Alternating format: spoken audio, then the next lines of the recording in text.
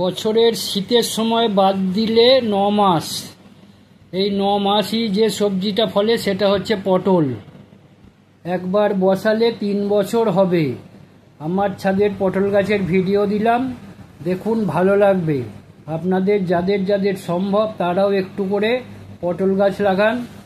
পটল পাতা, পটল দুটোই খেতে পারবেন। গোড়াটার দিকে তাকাবেন না, ওটা তীব্র বিষ, ওটা খেলে ওপরে চলে যেতে হবে।